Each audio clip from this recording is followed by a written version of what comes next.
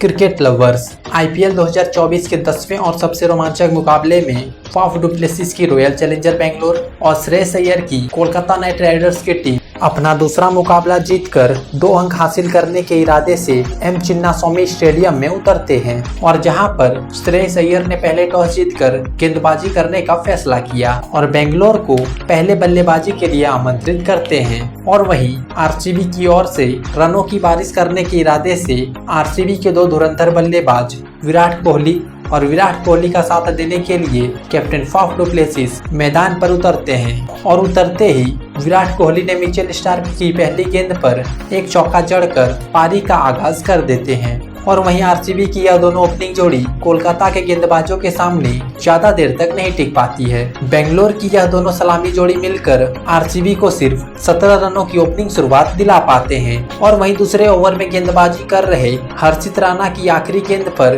Captain Faf du Plessis ने Mitchell Starc को अपना कैच थमा बैठते हैं। फाफ डु प्लेसिस 6 गेंदों पर 8 रन बनाकर आउट हो जाते हैं और तभी बल्लेबाजी करने के लिए मैदान पर कैमरन ग्रीन आते हैं और विराट कोहली के साथ मिलकर आरसीबी की पारी को आगे बढ़ाने की फिराक में लग जाते हैं। और यहां से आरसीबी की यह दोनों जोड़ी मिलकर केकेआर के गेंदबाजों पर दबाव बनाना शुरू कर देती है और उनकी सभी गेंदों का जवाब चौके छक्के के रूप में देने लगते हैं। और यहां से यह दोनों जोड़ी मिलकर पावर प्ले में अपनी टीम को 61 रनों के स्कोर तक पहुंचा देते हैं। देखते ही देखते इन दोनों के बीच 61 रनों की एक मजबूत साझेदारी बन चुकी थी और अपनी टीम को 82 रनों के स्कोर तक पहुंचाने में सफल रहे थे।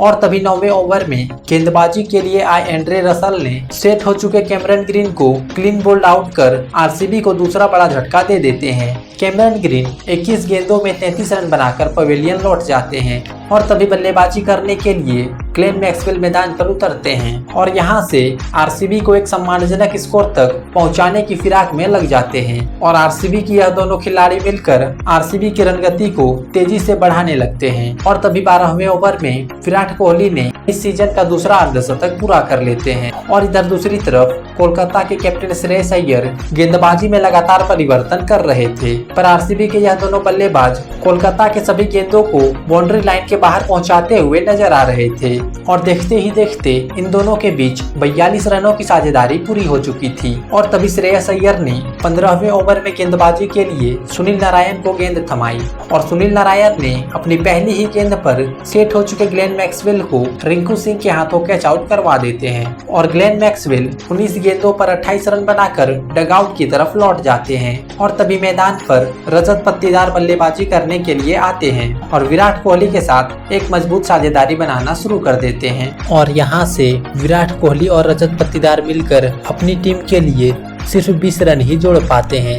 तभी 17वें ओवर में गेंदबाजी डालने आए आंद्रे रसल ने अपनी तीसरी गेंद पर रजत पत्तीदार को रिंकू सिंह के हाथों कैच आउट करवा देते हैं। रजत पत्तीदार सिर्फ 3 रन बनाकर आउट हो जाते हैं। और तभी बेंगलोर की ओर से अनुज रावत बल्लेबाजी के लिए आते हैं और आते ही अपने अगले ओवर में गेंदबाजी डालने आए हर्षित राणा की तीसरी गेंद पर अनुज रावत कीपर फिल सॉल्ट को अपना कैच थमा बैठते हैं। अनुज रावत भी सिर्फ 3 रन बनाकर डगआउट की तरफ लौट जाते हैं। और तभी बेंगलुरु की ओर से दिनेश कार्तिक बल्लेबाजी के लिए आते हैं और आते ही अपने तूफानी अंदाज में खेलना शुरू कर देते हैं। और यहाँ से आरसीबी की यह दोनों जोड़ी केकेआर के गेंदबाजों पर चौके छक्के के रूप में प्रहार करना शुरू कर देते हैं। और यहाँ से दिनेश कार्तिक और विराट कोहली मिलकर अपनी टीम के लिए 15 गेंदों में 31 रनों की एक तूफानी साझेदारी बनाते हैं। और तभी 20वें ओवर के आखिरी गेंद में दिनेश कार्तिक फिल सॉल्ट के हाथों रन आउट हो जाते हैं और आरसीबी की टीम को 20 ओवरों में 182 रनों के एक सम्मानजनक स्कोर तक पहुंचा देते हैं। और तभी आरसीबी से मिले इस लक्ष्य का पीछा करने के लिए कोलकाता की ओर से 2 दिग्गज बल्लेबाज फिल सॉल्ट का साथ देने के लिए सुनील नारायण मैदान पर उतरते हैं। और उतरते ही मोहम्मद सिराज के पहले ओवर में 18 रन बनाकर कोलकाता अपनी पारी का आगाज कर देते हैं। कोलकाता की यह दोनों ओपनिंग जोड़ी शुरुआती ओवर से ही आरसीबी के गेंदबाजों पर प्रहार करना शुरू कर देते हैं। कोलकाता की यह दोनों जोड़ी आरसीबी के गेंदबाजों को इस मैच में वापसी करने का कोई भी मौका नहीं दे रहे थे।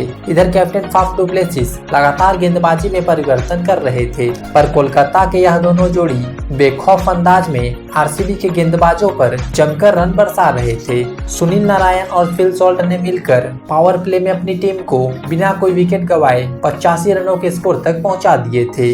और तभी आरसीबी की ओर से 7वां ओवर डालने आए मयंक डागर ने अपनी तीसरी गेंद पर सुनील नारायण को क्लीन बोल्ड कर कोलकाता की इस ओपनिंग साझेदारी को तोड़ देते हैं। सुनील नारायण 22 गेंदों में 47 रनों की पारी खेलकर आउट हो जाते हैं और तभी मैदान पर वेंकटेश अय्यर बल्लेबाजी करने के लिए आते हैं और कोलकाता के स्कोरबोर्ड को आगे बढ़ाना शुरू कर देते हैं। और तभी अगला ओवर डालने आए विजय कुमार विशक ने अपनी 5वीं गेंद पर फिल सॉल्ट को कैमरन ग्रीन के हाथों कैच आउट करवा देते हैं।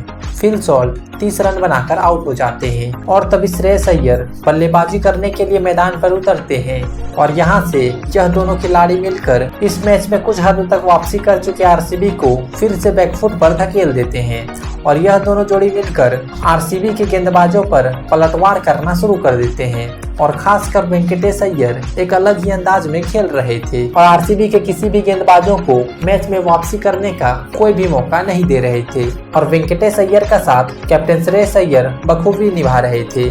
और तभी 15वें ओवर में वेंकटेश अय्यर ने इस मैच में अपना तूफानी अर्धशतक पूरा कर लिया और देखते ही देखते इन दोनों के बीच 75 रनों की साझेदारी पूरी हो चुकी थी और अपनी टीम को 167 रनों के स्कोर तक पहुंचा चुके थे। और तभी 16वें ओवर में गेंदबाजी के लिए आए यश दयाल ने अपनी पहली ही गेंद पर वेंकटेश अय्यर को विराट कोहली के हाथों कैच आउट करवा देते हैं। वेंकटेश अय्यर 30 गेंदों पर 50 रन बनाकर डगआउट की तरफ लौट जाते हैं और तभी बल्लेबाजी करने के लिए रिंकू सिंह मैदान पर उतरते हैं और इस मैच को जल्दी से खत्म करने की फिराक में लग जाते हैं। अब बेंगलोर को कहीं न कहीं हार का आगाज हो चुका था और पूरे ही स्टेडियम में सन्नाटा छाया हुआ था और यहाँ से कोलकाता को जीत के लिए सिर्फ 16 रनों की जरूरत थी और यहाँ से कोलकाता की इन दोनों जोड़ी ने मिलकर अपनी टीम को बिना कोई विकेट गंवाए 17वें ओवर तक ले गए थे और यहाँ पर 17वें ओवर की 5वीं गेंद पर श्रेयस अय्यर ने मिड विकेट की दिशा में एक छक्का जड़कर